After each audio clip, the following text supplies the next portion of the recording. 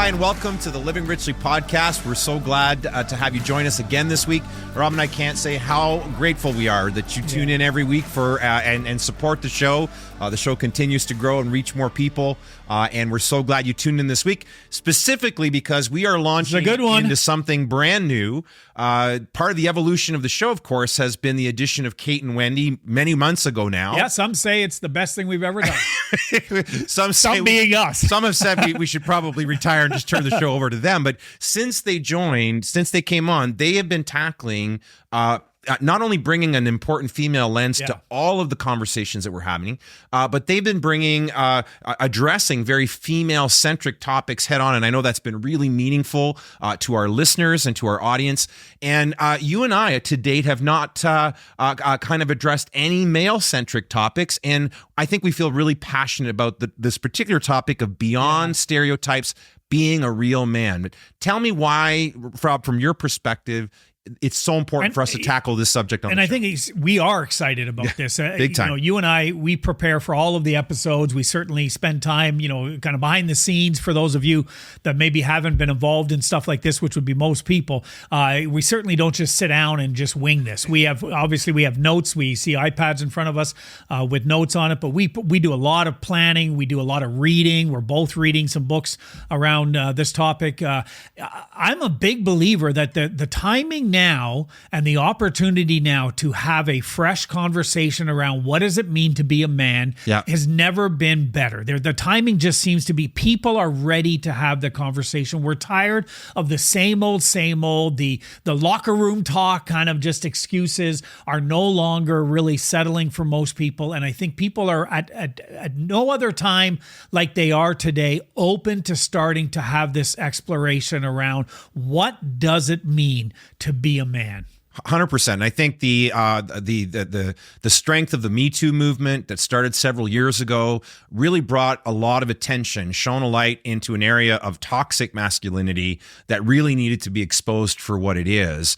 And I think that whole journey, that important correction in our society, very important sort of resetting of society, has really brought this subject to the surface and has left a lot of men, not knowing what it means now to be a man.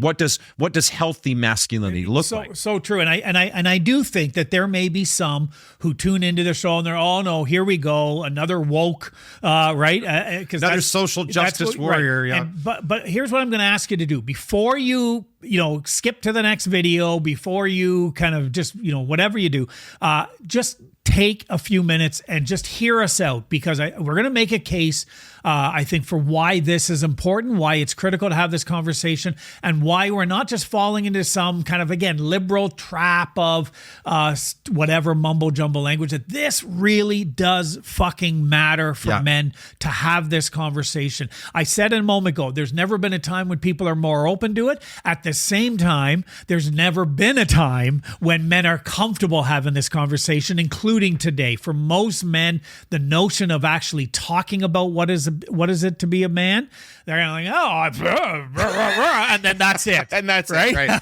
That's all the best that they can get to. Well, I think masculinity, it's a lot like Fight Club. Right. You just don't talk about it, right? Exactly. Like men don't sit down and talk about what it really means to be. I guess our goal is to start a conversation here, and I want to assure our listeners that we don't come here with all the answers. We don't come here to be preachy or to tell people, prescribe what they should believe, but we really want to approach this subject over the next several shows that we're going to be doing this, and they're not all going to be in sequence. You're going to see other topics, other shows, other interviews with other guests on different topics, but this is going to become, at least for the next little while, a regular feature.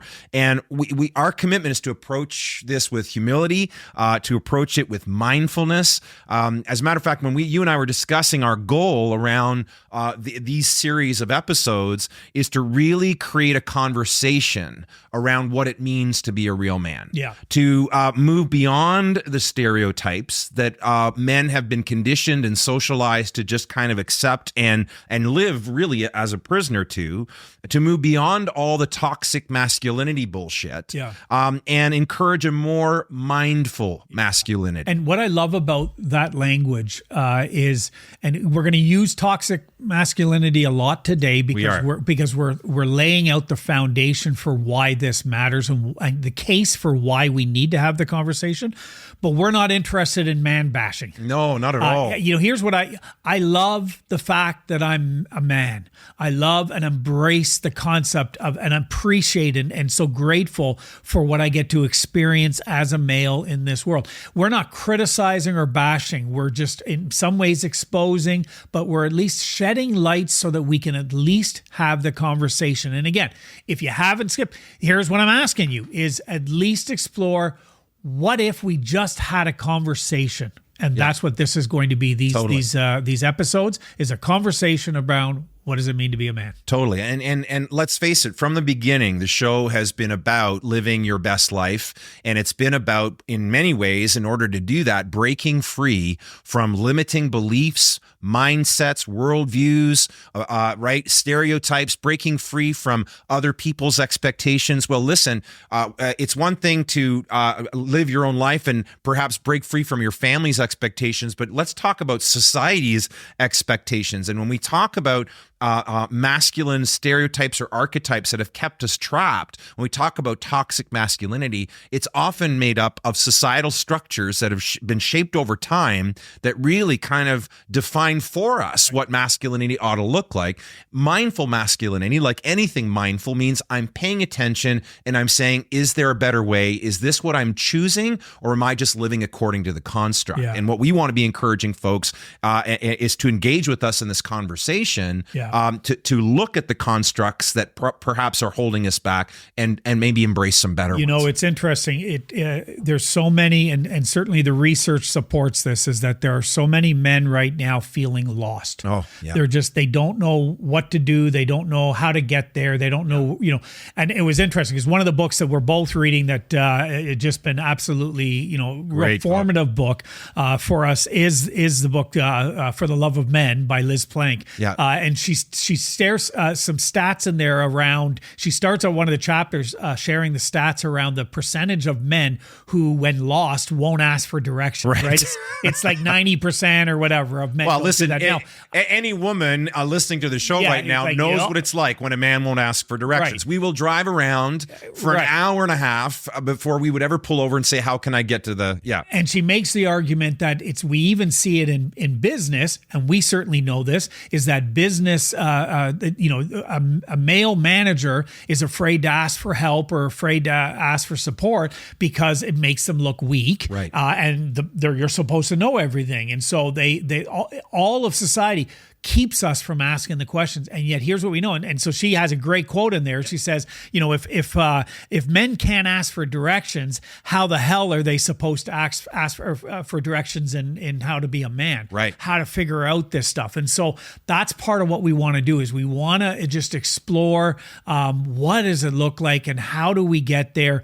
And, during the Me Too movement, I remember hearing people would have this conversation, but I saw it online. So many men going, well, what are we allowed to do anymore? And I don't know. What can I say? What can I write? There was so much lostness. Yeah. Maybe we can create a bit of a map for people. Exactly. And that's what we hope. And we hope you're going to engage with us. We hope we encourage you during the course of these conversations to send in your questions, to send in your comments. You can follow us on all the socials. That's all on our website at livingrichley.me.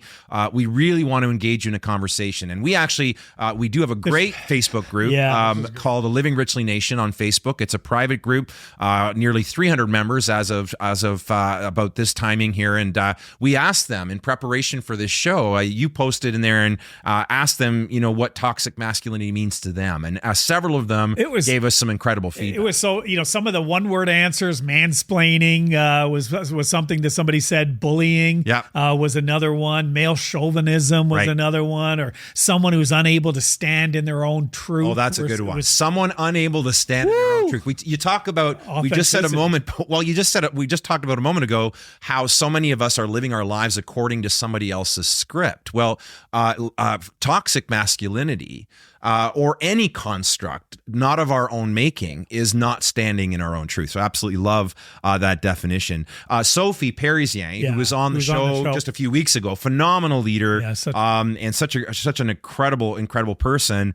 She wrote a little bit of a longer definition. She said it's overall aggressiveness in many areas of their life, low emotional intelligence, inability to express feelings, sees them as a weakness rather than a strength, and empathize, connect with people who are different than them. I thought, wow, thank you, Sophie. That's an amazing definition. I know she's had to deal with that a lot in 25 years of healthcare, right? Yep. She's had to deal with that. Leadership role, probably with all kinds of men around. And yeah, absolutely. And her episode is so great. And she talks a little bit about some of that. Doug, another member of the Facebook group, he was talking about, I love this line.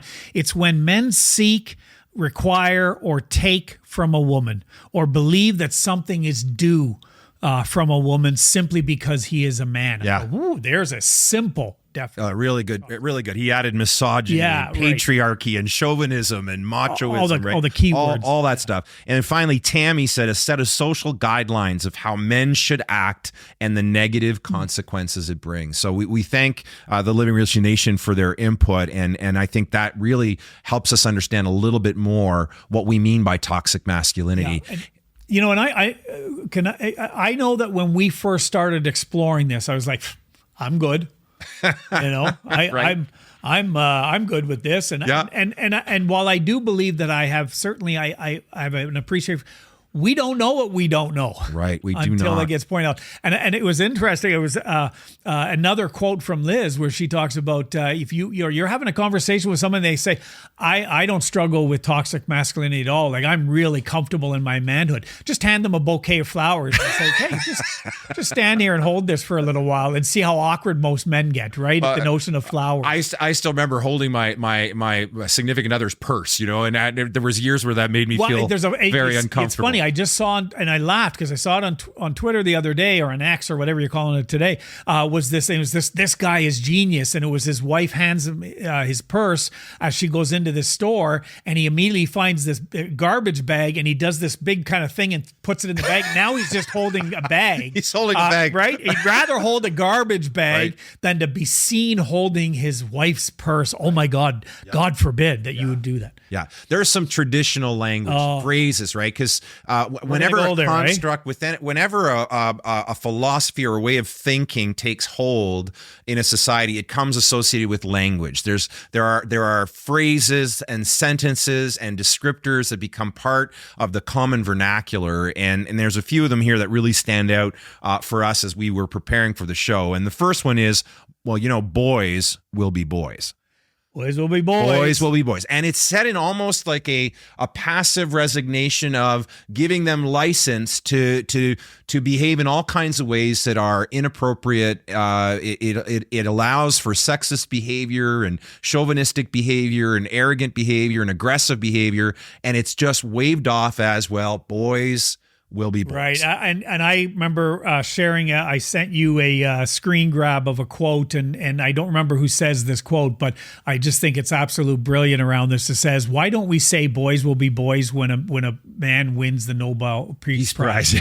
Right? It's like, we only say boys will be boys when they do something stupid. When they misbehave. When they're doing something horrible. But again, it's an excuse to relieve them from any ownership of whatever they're doing. Oh, well, boys will be boys. We can't expect them to be better than that. Yeah. We'll talk about weakness in that notion. Another one that you hear oftentimes is real men don't cry. Yeah, absolutely. And we see it all the time. Certainly, when with guys is you'll see, even fathers with their sons, if son starts crying, oh, no, don't cry. Come on, tough, and here, you have a cookie, or here's do something anything to keep them from showing showing emotion. We're so terrified of showing that emotion. Well, it's truly perceived as a weakness by many, and yet one of the things that really makes me passionate about this subject matter is, we've talked about this not long ago, but my definition of living richly, part of my definition of living richly, is having full access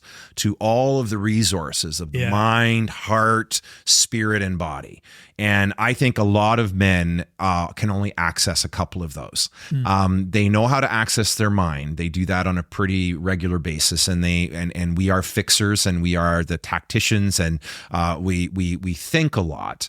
But our ability to feel, our heart is very compartmentalized. That was a tough word for me today. Big word. But it's broken into compartments.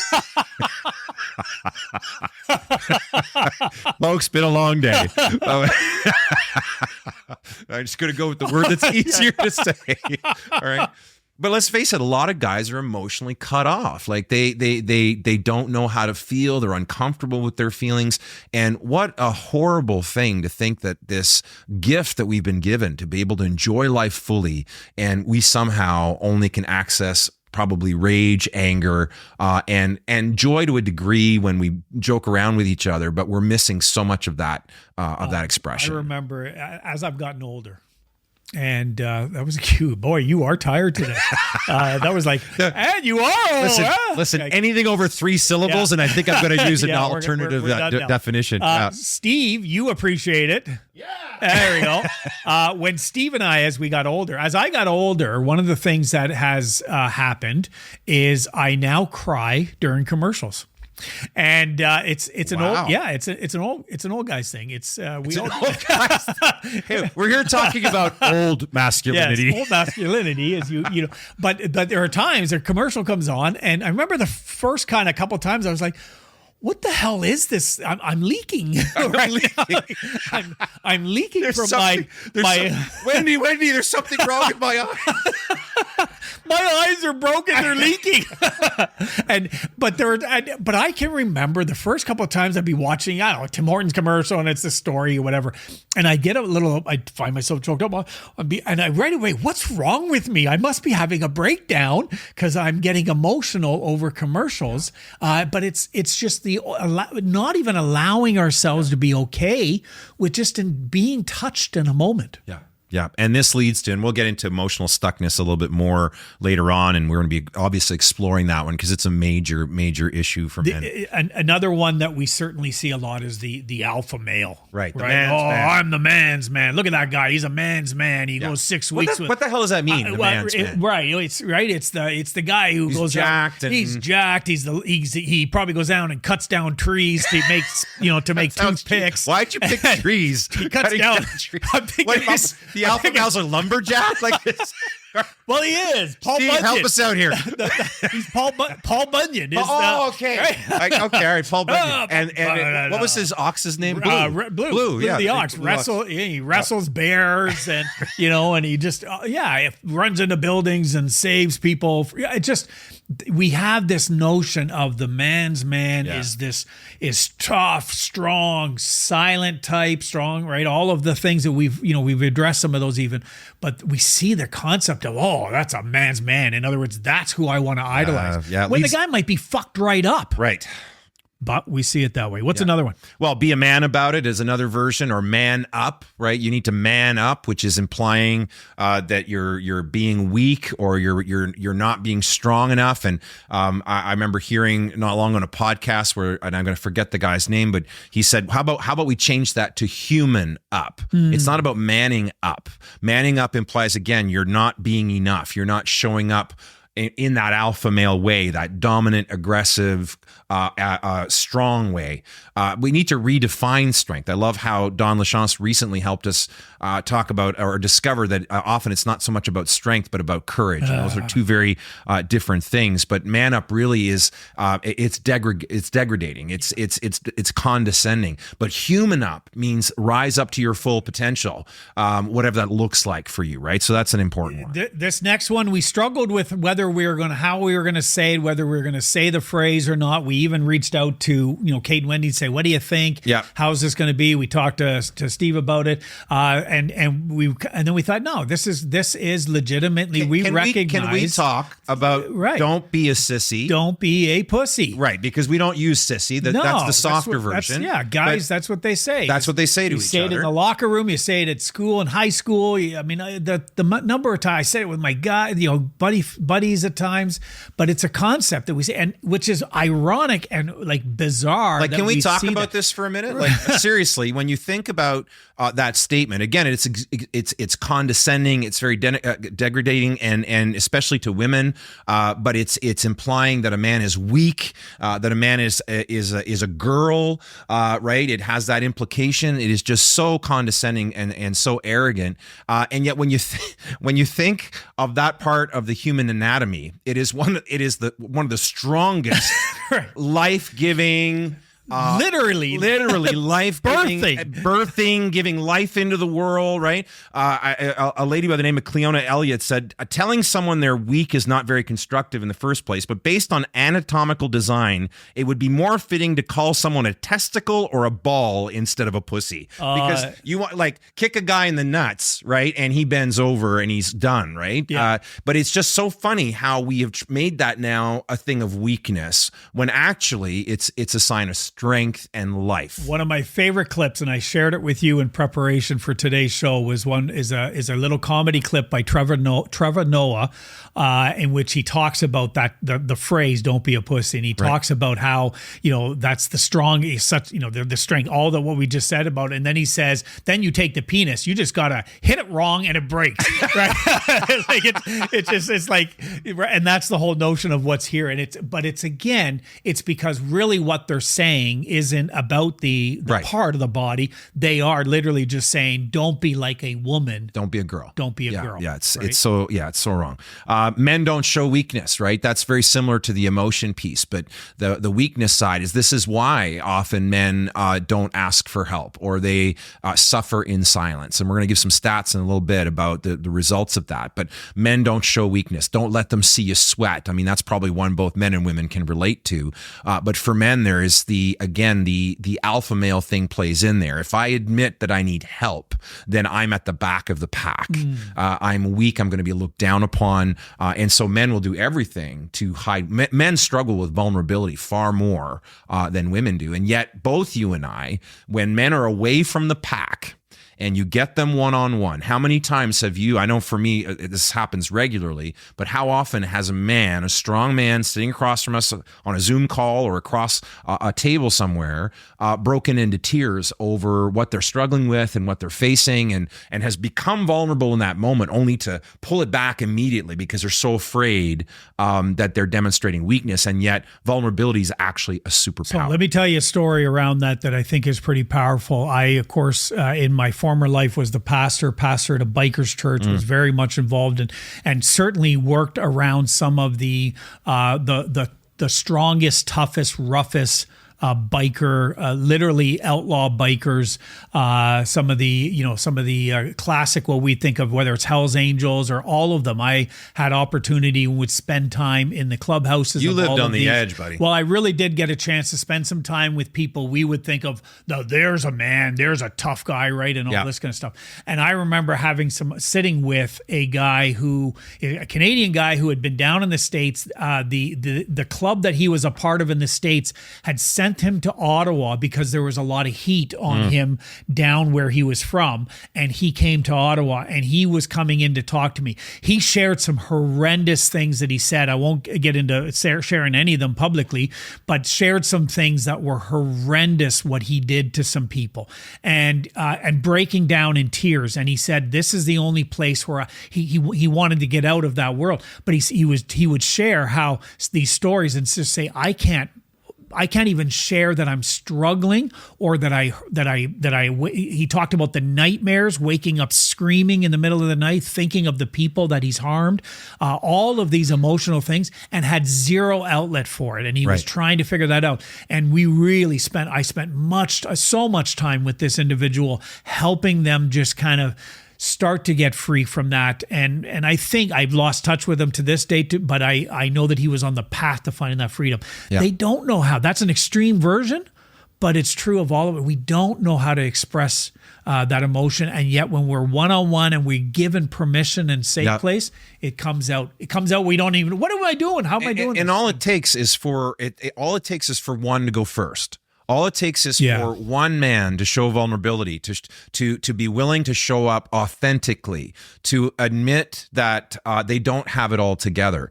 And again, I hope that through these conversations, even if we can only do this for a handful of people, it'll be worth the effort. A handful of men that are listening, I hope it's going to reach a far more, much bigger audience. But even if it's just for a few, that weakness, asking for help, that is not weakness. That it's actually strength. It takes courage to break free from all of those bullshit ideologies, be yourself, and experience life head on. You know, another one is the suck it up. Right, rub some dirt on it. Rub some dirt on it. I love watching hockey. I love watching football, and you see it all the time. In football, one of the perfect examples. Well, in both sports, one of the examples we saw for years and years and years, you would have players who would get hit and be concussed. But because there wasn't a physical arm that was in 6 different right? Because it wasn't a hidden injury, that's coaches, everyone would be like, hey, suck it up, get back out on the field. Yeah. And the damage they did to themselves long term because they were sucking it up and this is long before they understood way the impact before they understood it. But to this day, you have players who continue to try. In fact, both those sports, I don't know if they do them well or not. People will debate that. But both those sports, a lot of sports now, they need to put into the game the boundaries to protect the players, because the players themselves won't admit the injury. Right. And so they have to do that through all kinds of different measures. It's such a bad. I think another one is don't be such a girl. Don't be such. Again, think of just how horrible that statement is, implying that every female on the planet is somehow deficient and weak. And the vast majority of the women that I know are incredibly strong and courageous and capable of far more than I think a lot of men will give them credit for. But don't be such a girl. I think it's almost a year ago to the day, it was February in 2022, that Tiger Woods handed Justin Thomas they were in a tournament together, a major championship golf tournament, and he handed him a tampon after out driving him on the 9th hole. And this caused such a ruckus that Tiger Woods had to apologize, and he was like, "Listen, it was just a joke between two friends, just boys being boys, and I'm sorry it got misunderstood and all of it." And it was Alex McDaniel, who's the managing editor of USA Today's For the Win. He tweeted after that took place. He said, "If Tiger spent 3 months a year bleeding and coping with period pain, they'd make a whole ass documentary about how champions overcome insurmountable obstacles." I thought, like, oh my God, right? Again, it's this notion. These are all phrases that speak to this toxic masculinity that we're trying to unpack. Another one that we hear oftentimes is fight like a man. Right. What does that mean? Well, and when if you study history at all, the greatest warriors, the greatest generals that are admired and are the ones who were phenomenal tacticians. Right. They use their brains to fight the war. They came up with creative and unique ways to do battle. But that's not what we're talking about here. What we're talking about when we say fight like a man. And again, back in the early days when I was younger and I was living in Overbrook and we were doing all this kind of stuff, there was always, a number of times we got into fights. I was not a big fighter. I was somebody who always just believed this is stupid. There's got to be a better way to solve this dispute or this thing. Now, sometimes you had no choice, and at the time you believed they had no choice, and fists would swing. But the idea that was that people won as a result of that, and yet it's such a prevailing concept. We don't have time to explore it fully on today's show, but Elizabeth Lesser in her book Cassandra Speaks devotes an entire chapter to how obsessed we are in our culture with warlike analogies. Yeah. We're going to battle. We're going to, like, outside of actual warfare, where we use wartime analogies to describe so many things, that all it does is encourage that aggression and that violence and that kind of behavior. I think, Rob, we're so aware that as soon as you start talking about this subject, it's going against the tide. It's going against the flow. And I know these conversations are happening, not just on this podcast, they're happening all over the world right now. But there is a blowback as soon as people start to talk about a more mindful masculinity, moving away from some of many of these old, archaic, dinosaur-like ways of thinking that are keeping men trapped. And men are actually hurting. It's you want to talk about a pandemic. This is a silent pandemic that is literally killing men.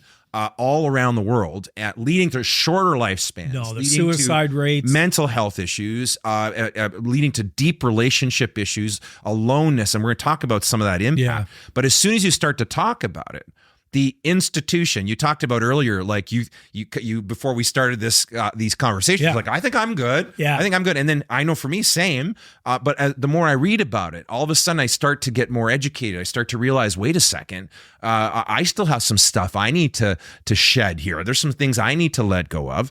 And it's a concept in power dynamics that when you've had the power, and let's face it, white males have had the power for a very long time. Yeah. The longer you've had power, the harder it is for you to imagine not having it. So when someone starts to talk about the impact of toxic masculinity, well, some men just go, what are you talking about? What impact? We can't even see it. And in some cases, it's not just sort of this response of, I don't know what you're talking about. There's even blowback, right? And Liz Plank refers to the blowback as the masculinity moral panic. Yes. Right? Because that group of people, you think of people like Jordan Peterson, whose fame has just taken over, and I think he has stepped into that void we were talking about earlier of men saying, hey, I don't know what it really means to be a man anymore. And in many ways, he steps in as a very articulate, intelligent person and reinforces all of the old constructs. Don't show feelings, right? And he conquer. Oh my God! Like he's reinforcing, and like people are eating it up. We're seeing young men eat up his message and just devour it and prescribe to it. And he's basically saying, and others like him are saying, that masculinity is under attack. Yeah. And I would say on this show, it's not masculinity that's under attack; it's toxic masculinity that is currently being challenged more and more, and it doesn't like the scrutiny. And I do think that there is, like any of these conversations, here's what happens. Sometimes the pendulum swings too far the other way. And what I love about how we're trying to approach this is we're saying, can we not at least have a conversation? Let's talk. So let's talk. I'm not, and what I appreciate, we've mentioned Liz's book a number of times. I'd love to have her on the show. Liz wonderful. Plank would be great. I'd love to have Elizabeth Lesser if you're listening. Right? There's some great people that we'd love to have on the show. What I appreciate in her book, and For the Love of Men, is, she makes it clear. She goes, I love men. Right. For the Love of Men. The book is, that's the name. I love men. This is not a man hater. Oh God. But I do think there is that extreme out there, just as there is extreme the other way. But I think we are more aligned than we realize if we would just be open to have a conversation. And here's where I've learned for myself is, why am I so threatened by at least saying, maybe I should listen and hear what someone has to say, and then I can determine, am I guilty of that? Am I blind to something, or am I good? Yeah. If I really do believe that I am pretty good as a man and I don't demonstrate a lot of this toxicity that we're talking about here, then I should be comfortable with shedding a light. Totally. And I think the reason why there's such a pushback from a lot of men like a Jordan Peterson, like a Joe Rogan, like some of these other people who are just absolutely pushing back, there's a fear It's a fear, loss of control. Of loss right? of control. When you've been the prevailing power, you're hanging on and fighting for it. whether you recognize or not that you've been the prevailing power. When that begins to shift, of course, it's going to cause tremendous anxiety, angst, fear, and blowback. And I like you. I posted on LinkedIn a few days ago in preparation for the show and asked for folks if they had questions or comments about toxic masculinity and seeing in the workplace. And David, who's a local marketing professional here in the city, wrote back. He says, "I see forms and levels of toxic masculinity every single day. I'm often called a social justice warrior or woke for calling it out or politely asking for some clarification to confirm what I am reading, hearing, or seeing. And most often I get attacked, being called all sorts of things like a weak, a snowflake, or worse. I'm okay with being attacked because I can take it even though I shouldn't have to, because it's important to point it out. That's how we shine a light on it, and ugly things hate the light." And I responded back to him and thanked him for his courageous post. But so the reality is there is going to be blowback. We get that not everyone's going to be comfortable with this conversation, but to your point earlier, this is an emotional appeal to our brothers, the fathers listening, the grandfathers, right? The sons that are listening, to engage in a conversation that could radically shift how they experience life in its richest form and how they can become life givers themselves to the world around them. So please hang in with us, have the conversation. When you show up fully in your manhood, when you show up fully in your masculinity, there is a freedom. There is such a freedom to come and to be fully present in whatever that is, to sit and, to play with your daughters, or to be that listening, compassionate ear to your wife, or wherever that might be, with your colleagues, with your friends, to be able to connect to people. When you finally embrace all of what it is to be a man in its healthy, mindful way, you are all of a sudden it just opens up a whole new world of experience for you. Absolutely. I mean, do you want to live if the four elements which have been with us for thousands of years in so many different cultures, you got to look at universal truth. And this is truth that you find outside of any given group. It sort of transcends them all. And the four elements just keep showing up all the time. And again, they are fire, which speaks of heart, water, which speaks of mind, wind, which speaks of spirit, earth, which speaks of body. Men, do you really want to live 2 out of the 4? Right. Right? Do you want to live as half a man? You want to talk about being a real man? It's about experiencing the power of the full dimension of what it means to be human. So we're not encouraging anyone here to man up, but we are inviting you to human up. Let's talk for a few minutes before we wrap up the show today about some of the impacts. We've talked about some of the definitions of toxic masculinity. We've talked about some of the language that's common when it shows up, but let's talk about some of the impact. One of them, and we've already referred to it, is that men are like on emotional lockdown. So many men are it's like they're wearing an emotional straitjacket, and they're incapable, unwilling, afraid to, unsure of what it means to embrace their emotional life. Absolutely. We don't know how to express it. We don't know how to say. We don't know. We get afraid of emotion. We get tongue-tied when we're trying. Right? How do you feel about that? I don't know. Right. I feel good. Yeah. Right. I feel sad. Right. I feel mad. Right. It's like we're emotionally illiterate in many stunted ways, for right? sure. Yeah. And as a result, it causes stress. The levels of stress and the people dealing with mental health issues, all because of the bottled up emotions. We're not able to let those, we talk often in the show about allowing your emotions to move through you. Right. We're holding it all in because we don't know how, and it's got to go somewhere. Yeah. And so then it's expressed in appropriate ways. Yeah. For me, I was a guy. Now I didn't do this often. You could count on almost one hand how many times, but it would build up, boom, and then I would explode, release, steam release, and then back to normal and go back about my daily kind of like as if nothing happened until the next blow up. But that's certainly one of the struggles with that emotional. 100%. It's like there's a fear of showing their soft side. There's a fear of being vulnerable. There's a fear of just being honest about what you're expressing and getting present to actually what you're feeling in that moment. Most guys, like I said, we're emotionally illiterate, and we need to work at expanding our range of options other than rage and anger. And we're not going to get into that today, but rage and anger are certainly a problem among men. And speaking of rage and anger, toxic masculinity tends to really lead to increased aggression. It tends to encourage it and even violence, right? And you can't deny the stats, right? Right.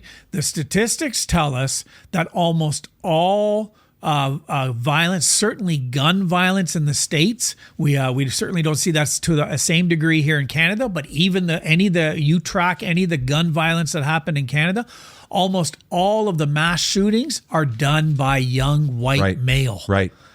Is it to the point that if it's a female that is involved in a mass shooting or whatever the case might be, I can't remember the last time I saw that. Right, but it would be massive news because it would be so unusual. We know the stereotype of who is doing this. It's people, this aggression. We see it in the games we play. We see it in the language we use, all of that. But there's this intensity where, I was talking to someone the other day that was down in the States in one of the states that has you can carry for a gun, and they're like Canadian. They're like, they might kind of yell at a guy for a bit of road rage here in Canada, but they would never do it there because it's like you have no idea if that guy's going to pull out a gun on you. And there's just this notion of you have to be so careful because it's just below the surface. This rage and anger. Right. Well, any version of masculinity that glorifies aggression and dominance is going to lead to domestic abuse, sexual violence, bullying, other forms of aggression. And as to your point earlier, the stats speak for themselves on that front. You can't argue. Mental health issues. Yeah. I mean, let's face it, the pressure to conform to these unrealistic standards of strength and stoicism and being a man can contribute and is contributing to real mental health issues among them. And because men are afraid to show weakness and afraid to ask for help or directions, they tend to suffer alone. They tend to not reach out for help. And Liz Plank says in For the Love of Men, mix an inability to cope with emotions with a reluctance to seek help, and you have the perfect and lethal mix for a mental health crisis. Yeah, I was talking to a client the other day, and here's what I appreciate. So I'm very open, and we talk about this often here is, we share our story. We go first, and in hopes that others will then do that. And I share very openly with clients about that I have a therapist, that I work through counseling, and I'm always processing that. And almost all my clients know that at some form or another. I'm very comfortable in sharing it. And I had a client, a guy who you would think of as a man's man by those definitions, right? And in construction and all of this stuff. And him reaching out to me the other day, and I thought it was so beautiful that he reached out and he said, I think I'm ready. I think I need to speak to someone finally. I figured you were the safe person to ask. Right. Who I should, and I referred him to I gave him a couple of suggestions, but then I sent him a note after I sent him the suggestions, and I sent him another note, and I said, hey, I want to know how proud I am of you for you choosing to look after yourself first. Right. Right. And kudos to you. Thumbs up for me. Right. And that's what it's going to take, Rob. It's going to take the courageous ones to go first. To model a new way, a more mindful masculinity, and then to celebrate it when they see it in others and create space for men to step out of the darkness into the light and free themselves from really these shackles of the conditioning and the socialization that has been part of our culture for centuries, right? We talk about mental health issues in terms of the impact. Well, there's also physical health issues because men are less likely to ask for help. They don't go to their doctor. They don't ask, if there's something's wrong, they tend to, again, suffer in silence. And so we don't have all the stats here, but we will put some in the show notes about just how more men die of certain conditions that are completely avoidable if they would just ask for help. But this notion of asking for help as weakness is impacting men mentally, it's impacting them physically, it's impacting them emotionally. It really is, and it's sad that you think about the fact that you have men literally dying because they are afraid to be seen as weak. Yeah, it's crazy. Literally dying. Crazy. But that's the power of a mindset or a worldview. Let's not forget a super important one. Right. Toxic masculinity is what is behind and what perpetuates gender inequality, sexism, toxicity in the workplace, right? Women have suffered at the hands of toxic masculinity pretty much since the beginning of time. Yeah. And it was Elizabeth Lester in her book. And I challenge anyone, invite anyone who's wanting to do more mindful research on this to read her book, Cassandra Speaks. The whole theory of the book is that I wondered, she talks about how in history, even in history, outside of this topic, that history was usually written by the winners. Yes. And the winners never typically wrote about themselves in a way that was unfavorable. So it's sometimes, especially ancient history, you wonder, how much of that can I trust? It was written by the people who won. Yeah. Okay. Yeah. It was written, the losers didn't get a say. No. But guess who did most of the writing? It was all men. Yeah. And her mostly. And she says, I wonder how the narrative, how society would be different today if more women had been involved in the shaping of that history. If our values, our beliefs, and our behaviors would be radically different. I believe they would be. It really is amazing. So something that happened recently here in, that we see in kind of Northeast America and in Canada is there was a professional women's hockey league was launched. And they're really kind of doing this. And Steve, our producer, could probably speak to this even more than me because he's very much known in local circles in the sports community. He was on sports radio for a lot of years and is certainly still a sports expert, has his own podcast around sports. The number of guys who were just almost like aggressively wishing and wanting the women's hockey league to fail. Were tweeting out, of course, all these keyboard warriors, but would be reaching out, communicating stuff, saying all this, kind of, that's not real hockey. And all because, again, it's like, why are you so afraid of women's hockey succeeding? I went to a game, and I'll say this, I've been to, we have had a box at the Sens for a lot of years. I don't know the last time I've seen a better hockey game played than that women's game. It was ridiculously good. Yeah. But that's the reality of what we have. This notion of this, they're not the same. Women can't play sports. Right. This concept, and it's out of this fear. But you're absolutely right. That inequality is there. The last one we're going to cover for today, just because timing. Timing. We're about out of time for today, but let's talk about the impact of that toxic masculinity on relationships.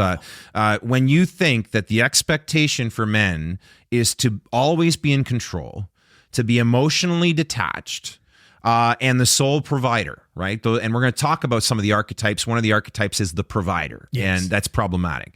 But those factors lead to tremendous strain in relationships. It's not working, leading to issues in communication and intimacy. I mean, let's look at this. The CDC states that the rate of suicide among men in the U.S.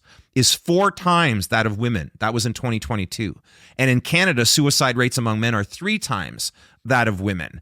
And the crisis is especially bad among older men who find themselves alone because that's happening more and more. More and more men as they age have fewer and fewer people in their lives. As a matter of fact, unmarried men aged 40 to 60 are more likely to die by suicide compared to married men of the same age. And part of the reason more and more men are finding themselves alone is because their inability to get in touch with their heart. Yeah. Heart is at the heart of relationships. And if you want to improve your relationships, you're going to have to, start to do some work and get in touch with your heart. I have no doubt that a lot of our female audience would be raising their hand and they would be saying, my number one wish is that my husband, my partner would be more emotionally connected. Right.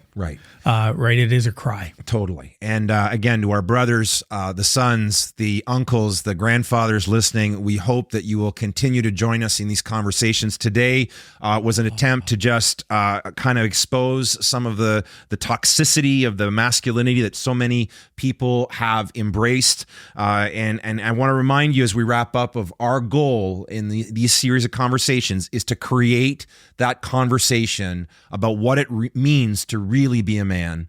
and to invite you to consider a more mindful masculinity. And so we look forward to you joining us on the next episode.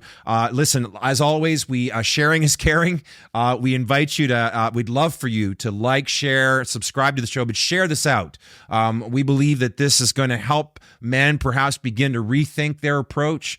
So we really encourage you to share out, get the word out. Visit our website at livingrichley.me, where you will find the link right on the homepage there where you can sign up for the Living Richly Nation. That's our private Facebook group. It's been interesting that we've seen, we have a lot of men in the group, but not a lot of the men are sharing. They're silent. They're pretty silent. We hope to see that shift. But it's a safe place to explore some of these topics, even if you're not ready to have a conversation, to just listen in and observe. It's a safe place for you to be. Folks, again, thank you for listening in. We're so glad you're joining us week to week. We so appreciate your support, and we look forward to next time. Until then, get out there and live your best life.